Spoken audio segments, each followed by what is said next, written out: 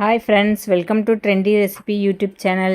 இன்றைக்கி நம்ம யூடியூப் சேனலில் சிக்கன் கிரேவி எப்படி செய்கிறதுன்னு பார்க்க போகிறோம். 5 நிமிஷத்தில் நீங்கள் பார்த்து தெரிஞ்சுக்கலாங்க. நீங்களும் இதேமாரி செய்யலாம். வீடியோவை ஸ்கிப் பண்ணாமல் கடைசி வரைக்கும் பாருங்கள். ஃப்ரெண்ட்ஸுக்கெல்லாம் ஷேர் பண்ணுங்கள், கமெண்ட் பண்ணுங்கள். ஓகேங்க, வாங்க எப்படி செய்யறதுன்னு பார்க்கலாம். பாருங்கள், பூண்டு 5 பல் எடுத்துக்கோங்க. மல்லித்தலை ஒரு குத்து எடுத்துக்கோங்க. சோம்பு, பட்டை, கிராம்பு, ஏலக்காய் 2 எல்லாம் எடுத்து மிக்ஸி ஜாரில் வச்சு அரைச்சிக்கலாங்க. நல்லா பாருங்கள், லேசாக தண்ணி விட்டுக்குங்க. தண்ணி விட்டு நம்ம இதை இப்போ அரைச்சி எடுத்துக்கலாம். பட்டைங்க, கிராம்பு, பச்சை மிளகா ஒன்று காரத்துக்கு போட்டுக்கலாம். குறமிளகா ஒன்று எக்ஸ்ட்ரா போட்டுக்கலாங்க. காரம் கம்மியாக தான் இருக்கும். அதனால் இதையும் நல்லா அரைச்சி எடுத்துக்கலாம். இப்போ அரைச்சி எடுத்து வச்சாச்சு. இப்போ சிக்கனை நல்லா கழுவி எடுத்துகிட்டு வச்சுக்கலாம். அடுப்பில் ஒரு கடாய் வைங்க. எண்ணெய் சிக்கன் குழம்புக்கு கொஞ்சம் தேவையான அளவு எக்ஸ்ட்ராவே ஊற்றணும். நீங்கள் அதுக்கு அப்போ தான் நம்ம எல்லாம் வறுக்கிறதுக்கு கருகாமல் அடி பிடிக்காமல் இருக்குங்கிறதுனால எண்ணெய் கொஞ்சம் எச்சா விட்டுருக்குறேன். நீங்கள் 2 ஸ்பூன் எச்சா விட்டுக்கோங்க. பட்டை, கிராம்பு, சோம்பு எல்லாம் எண்ணெயில் போடணுங்க. அப்போ தான் மனம் நல்லா டேஸ்ட்டாக வரும். அதுக்காக நான் போடுறேன். நீங்களும் அதே மாதிரி போடுங்க. போட்டுட்டு இப்போ பாருங்கள், நல்லா பட்டை இதெல்லாம் எண்ணெயிலேயே அப்படியே மனம் வருது. கசகசா 1/4 டீஸ்பூன் போடுங்க. அதுவும் நல்லா மனம் வரும், நல்லா ஜீரணமாகும். அதுக்காக வேண்டி கசகசா போடுறேன். கசகசா, சோம்புங்க, இது 1/4 டீஸ்பூன் சோம்பு. இதுவும் நல்லா எண்ணெயில் பொரியணும். நல்லா பொரிஞ்சிருச்சு. இப்போ நான் பல்லாரி வெங்காயத்தை நீல வாக்கில் கட் பண்ணி வச்சுருக்கிறேன். நீங்களும் ஒரு வெங்காயம் எடுத்து நீல வாக்கில் பொடியாக கட் பண்ணி வச்சுக்கோங்க. லேசாக லேஸாக கட் பண்ணி போடுங்க. நல்லா பொன்னிறமாகிற வரைக்கும் நல்லா வதக்கிட்டே இருங்க. அடி பிடிச்சிடாமல் வதக்கி விட்டுட்டே இருக்கணுங்க. அப்போ தான் நல்லா மணம் வரும். பாருங்கள், வெங்காயத்துலேருந்து அப்படியே ஒரு நல்ல சுவையான மணம் வருது. இதே மாதிரி நீங்களும் செஞ்சு பாருங்கள். வீடியோ ஃபுல்லாக நீங்கள் பார்த்துட்டு எப்படி இருக்குன்னு கமெண்ட் பண்ணுங்கள். கண்டிப்பாக நீங்களும் செஞ்சு பாருங்கள். இப்போ நல்லா வெங்காயத்தை வதக்கி விட்டுட்டே இருங்க. அது கூட கொஞ்சமாக மஞ்சத்தூள் போடுங்க. ஒரு 1/4 டீஸ்பூன் மஞ்சத்தூள் போட்டுக்கோங்க.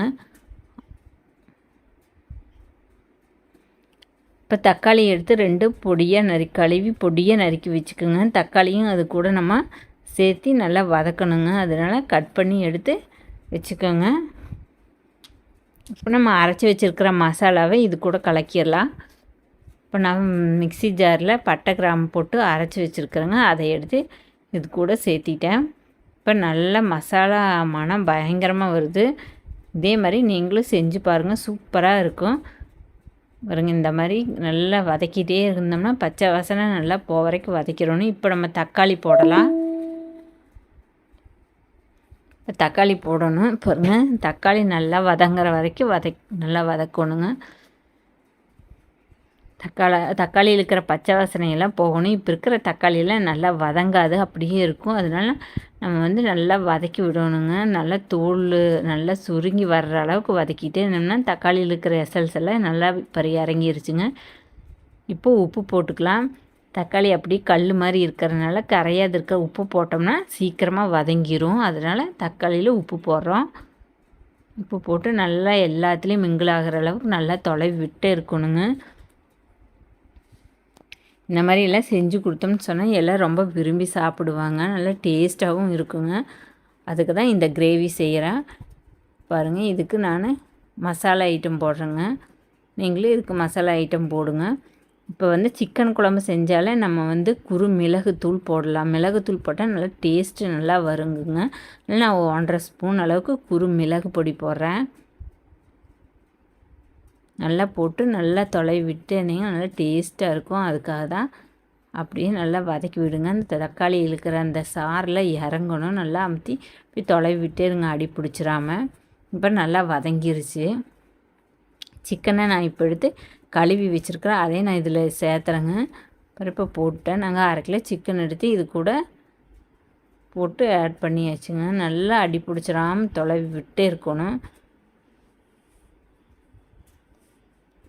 நல்லா தொலைவிட்டே இருக்கணுங்க. நல்லா தொலைவிட்டோம்னா தான் இதில் இருக்கிற எசல்ஸ் எல்லாம் போய் சிக்கனில் போய் எல்லாம் கலக்கும், அது பிடிக்கும். அதுக்காக நம்ம தொலைவி விடணும். நல்லா எல்லாத்துலேயும் வந்து இதாகிற அளவுக்கு தொலைவி விட்டுட்டே இருங்க. இப்போ நம்ம சிக்கனுக்கு நாங்கள் தனியாகவே தனியாத்தூளில் தனியாகவே அரைச்சி வச்சுருக்குறோங்க. அதாவது மல்லி, சீரகம், வரமிளகாய் எல்லாம் வறுத்து தனியாக அரைச்சி வச்சுருக்குறோம். இது நாங்கள் வந்து சிக்கனுக்கு சேர்த்திக்கிறோம். நீங்கள் வந்து அப்படி உங்கள்கிட்ட இல்லைன்னு சொன்னால் கடையில் சிக்கன் குழம்பு மிளகாய் அப்படின்னு இருக்குது, அது வாங்கி நம்ம யூஸ் பண்ணிக்கலாங்க. பாருங்க 2 குழிக்கரண்டியில் 2 குழிக்கரண்டி அளவு போட்டு நல்லா தொலைவி விட்டோம்னா நல்லா கமகமன்னு மணம் வருங்க. இந்த மாதிரி நல்லா அடி பிடிச்சிடாமல் தொலைவி விட்டுட்டே இருக்கணும். சிம்மில் வச்சுக்கணுங்க அடிக்கடி, இல்லைன்னா அடி பிடிச்சிரும். நல்லா இதே மாதிரி தொலைவி விட்டுட்டே இருந்தோம்னா பாருங்கள் நல்லா சிக்கன் கிரேவிக்கு தேவையான பொடி யூஸ் பண்ணணும் நம்ம. அதனால் ஒரு 2 கரண்டி அளவு போட்டோன்னா தான் நல்லா கிரேவி வருங்க.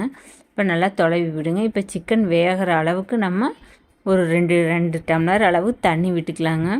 2 டம்ளர் 2.5 டம்ளர் அளவு தண்ணி விட்டோம்னா சிக்கன் வேகணும். ஒரு 15 நிமிஷம் போல் வெந்ததுன்னா தண்ணியெல்லாம் இஞ்சிரும்.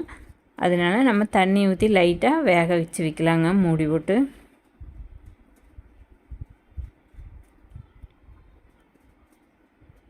இப்போ நல்லா தொலைவி விட்டு பாருங்கள் இந்த அளவுக்கு கிரேவியாட்ட ஆகணும். நீ வெந்து கொதித்து இந்த தண்ணியோட இதெல்லாம் கம்மி ஆகணும், கெட்டியாக கிரேவி வருங்க.